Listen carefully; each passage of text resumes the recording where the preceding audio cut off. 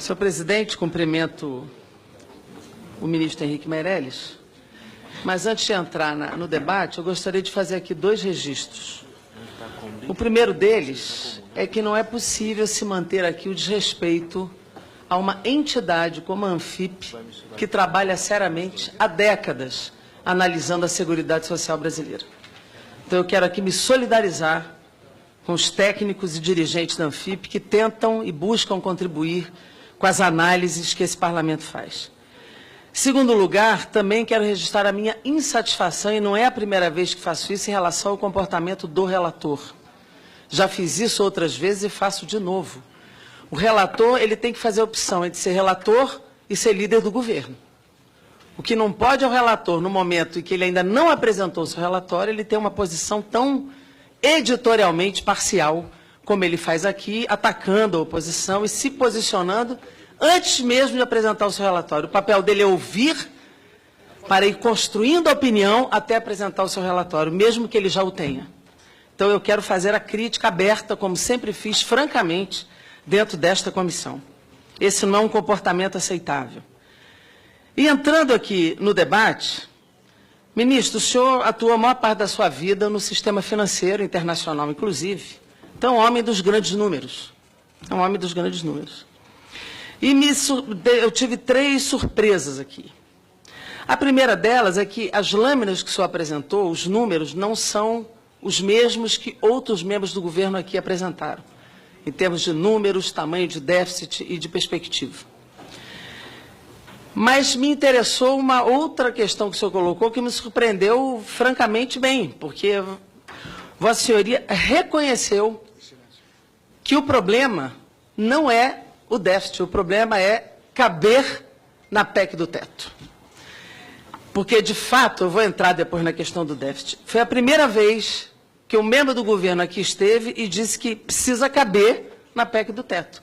Questões que nós falamos aqui o tempo inteiro, mas que nenhum membro do governo reconheceu que o problema é o teto de gastos determinado pelo governo e aprovado por essa maioria. E uma terceira questão é que nas lâminas que o senhor apresenta números diferentes, mas o seu conceito de análise é o mesmo que foi trazido, que é inconstitucional. O modelo de análise que o senhor faz de déficit e superávit é inconstitucional, porque a Constituição tem 3 artigos que tratam de regimes de previdência.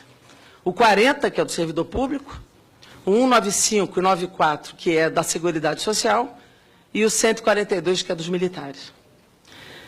E na hora que o senhor apresenta esses dados, vocês incluem na análise do déficit coisas que não podem, de forma alguma, estar nessa tabela, e eu vou chegar lá. Mas há um constrangimento, na minha opinião, que é um constrangimento alheio, que o senhor, como ministro da Fazenda, não mostrou uma lâmina sequer, mostrando qual é o percentual dos juros no PIB, que é o principal algoz do déficit nominal desse país. O senhor não mostrou em nenhum momento qual é o tamanho da desoneração que, ao longo dos anos, dificultou o Tesouro e a Previdência Social. O senhor não falou do percentual da sonegação no PIB, que deve chegar já a uns 13%, fazendo do Brasil talvez um vice-presidente mundial de sonegação. O senhor não fala da dívida ativa. O senhor não falou do impacto da terceirização na arrecadação previdenciária. Na medida em que a terceirização reduz a tributação das empresas e dos empregados que vão ter menor salário para a Previdência Social, o senhor não falou dos contratos temporários, o impacto que tem na arrecadação tributária, inclusive para a Previdência Social, e o senhor não falou no estímulo que este projeto garante à pejotização, que vai deixar de ter arrecadação tributária para a Previdência Social brasileira. Nada disso constou da sua apresentação. Também não consta da sua apresentação o papel da renda na dinamização da economia brasileira. Ou ter renda não interfere na dinamização da economia. Os gastos sociais, segundo o IPEA, retornam 56% em tributos para o município, para o Estado e para a União. Então, quando eu reduzo a renda, quando eu dificulto a renda, eu interfiro gravemente na economia e na arrecadação tributária da Seguridade Social brasileira. O senhor não citou aí a presença e a importância da Previdência e dos gastos sociais para mais de 70% dos municípios, que têm neste recurso a dinamização principal das suas economias, maior do que a FPM e maior do que a arrecadação própria desses municípios.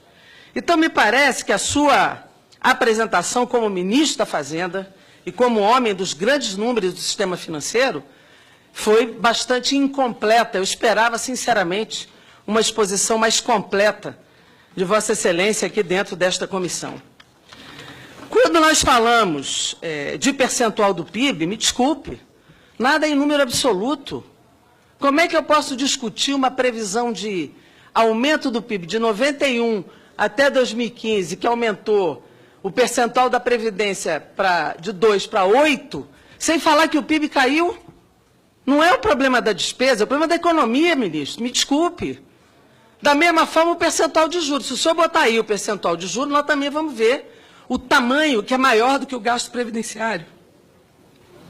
O próprio líder do DEM que falou, gastamos 436 bilhões com previdência. Sim, quanto é que gastou com juro na rolagem da dívida pública brasileira? Isso não entra na sua apresentação. E na hora do déficit, quero dizer o seguinte, não é possível fazer o cálculo como vocês fazem. A Seguridade tem tributos próprios. E o dinheiro que o governo bota na Seguridade não é o governo geral do Tesouro, não é o mesmo dinheiro. O dinheiro dos 15%, 16% ou 19% que o governo põe, na média 18%, são dos tributos da Seguridade, que não são tributos apenas sobre folha de salário. Este é o dinheiro. E o regime próprio de servidor público já teve 3 reformas. A última, inclusive, no governo Lula. Aliás, é bom dizer que em 15 anos de governo Lula e Dilma não teve reforma do regime geral. Teve reforma do regime dos servidores. E foi no governo Dilma que nós mudamos a incidência do fator previdenciário para ser menos injusto com a sociedade brasileira, que foi para a fórmula 85-95, progressiva até 90-100, o que estabelece idade mínima também no regime geral, para se aposentar com 80% da média.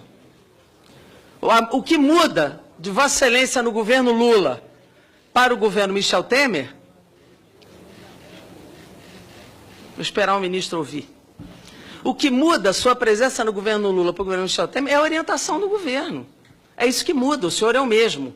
No entanto, aquela orientação daqueles 8 anos do governo Lula e mais 5 de Dilma foi ampliação de cobertura para o povo, de investir mais para ter geração de emprego, de apostar no pré-sal, de ampliar as universidades brasileiras, de ampliar o ensino técnico brasileiro, de incorporar pessoas pobres na economia e na geração de emprego.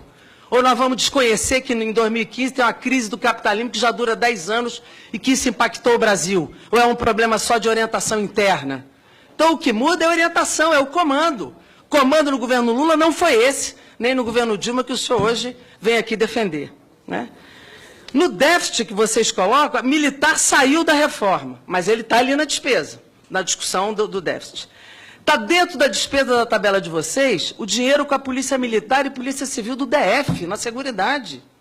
Está dentro do cálculo de vocês auxílio creche. Está dentro do cálculo de vocês auxílio para pagar plano de saúde do servidor. Isto aqui não é Seguridade, não é Previdência. O senhor botou uma tabela considerando a DRU no déficit. A DRU não pode estar dentro do cálculo do déficit, ela entra depois. Até porque se tivesse déficit, a DRU não incidiria sobre a Seguridade Social brasileira. E foram 99 bi em 2016. Não adianta, o senhor está presidindo a mesa, deveria ficar mais isento um pouquinho do que balançar a cabeça o tempo todo quando eu falo, presidente. Sei que o senhor discorda, mas tem que ter um comportamento mais isento na mesa. O senhor fala da OCDE. Eu gostaria, sinceramente, que a gente calculasse a OCDE sobre todos os lados. Todos os lados. A idade média na OCDE, mas com que idade eles começam a trabalhar? Isso era bom trazer o dado também. Será que tem alguém lá que começa no campo aos 5 anos de idade? Era bom ver, não é? A idade de início. Segundo, o percentual que os governos botam na sua previdência é muito maior do que no Brasil, na média. Uma grande parte do país chega a botar 45% do orçamento nos gastos de previdência e de benefícios sociais. Qual é a política para idoso na OCDE? É uma política absolutamente generosa com os idosos na Europa e em outros países da OCDE. O senhor citou o Japão. O Japão acabou de diminuir para 10 anos de contribuição e reduzir a idade mínima. Sabe por quê? Por causa da pobreza no seio dos idosos. que é isso que nós vamos provocar aqui com essa reforma. O senhor sabe que que 37,3% da população no Brasil não chega a 65 anos para se aposentar? Eu não estou falando a partir da mortalidade infantil, não, estou falando depois. Eu não sei quantas empregadas domésticas tem na OCDE, ministro. Até porque essa profissão lá é quase que inexistente. Mas aqui são 6 milhões de mulheres, na maioria negras, que até 2014, na maioria, não tinham carteira assinada e ganhavam R$700 por mês. O corte que Vossa Excelência anunciou ontem, dentro da sua perspectiva de cumprir a meta fiscal, pelo que eu vi, porque foi de ontem para hoje, se eu estiver errado, o senhor me corrige, cortou 2,5 bi na saúde, 3 bi na educação, 10 bi em investimento e 20 bilhões nos outros ministérios. Pelo menos foi o que chegou até nós aqui. Eu fico me perguntando, essa PEC do teto mudou em 20 anos a possibilidade da economia crescer. Porque a PEC do teto não é só para custeio, é para investimento também. O único gasto liberado é financeiro. É o único. Que é o algoz do nosso déficit nominal, é juro, é gasto financeiro. Mesmo que a gente arrecade mais, mesmo que a gente pudesse, nós não vamos conseguir alterar o orçamento. Porque esse congelamento aqui, na medida que o senhor tira 50 bi esse ano, ano que vem o orçamento é o gasto mais inflação. Qualquer corte vai impactar o orçamento nos próximos 19 anos. Então, o que nós estamos reduzindo é a possibilidade de investir, e o que gera emprego é investimento. E o que gera renda é investimento, o que gera renda também é custeio. Trabalhador rural, eu lhe diria, ministro, essa reforma, ela pode sim ter impacto em quem ganha mais. E pode ter e terá. Mas esse não é um impacto maior. O impacto maior é a exclusão da grande maioria dos trabalhadores de menor renda. Porque não sei se o senhor sabe, mas 79% dos segurados hoje não alcançaram 25 anos de contribuição. 42% dos trabalhadores na atual recessão e na crise contribuem 4,9 vezes por ano, ou seja, são 60 anos de trabalho para atingir 25 anos de contribuição. Trabalhador rural, se for pela nova regra, estão 100% excluídos do sistema previdenciário. As mulheres, muito maior grau de precarização, aumento de jornada e menor salário. Como pode ter a mesma possibilidade de acesso ao benefício? Apesar de a gente viver mais pela estatística, nós custamos menos para a Previdência Social. A curva econômica nossa, nosso juro caiu menos do que a inflação, portanto, o juro real não caiu. Porque ele caiu menos do que a inflação. Nós estamos com a indústria no percentual do PIB igual ao início da década do século passado, em 1910. Nosso comércio está lá embaixo. Nosso serviço. Eu não vou nem entrar em discussão econômica, que Vossa Excelência é muito mais competente para o assunto, mas eu preciso registrar que é absurda a defesa que vocês fazem dessa reforma. Eu também penso nos meus filhos no futuro, e nos filhos do povo brasileiro e nas filhas do povo brasileiro. Eu não quero ter a Previdência do Chile, que está tentando agora, a muito custo, voltar para uma Previdência solidária e de repartição. Sinceramente, quando se fala, inclusive, eu detesto média. Quando se fala em média do serviço público, aí bota ali, legislativo, deputado não tem aposentadoria especial desde Luiz Eduardo Magalhães. Mas esse não é o debate aqui.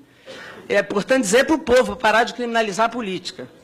Mas a média, considerar Ministério Público, Legislativo e a casta do Judiciário é uma coisa. Outra coisa é considerar a média do serviço público, que de fato não é essa aposentadoria. Pelo amor de Deus, vamos parar de usar a média usando a casta do serviço público.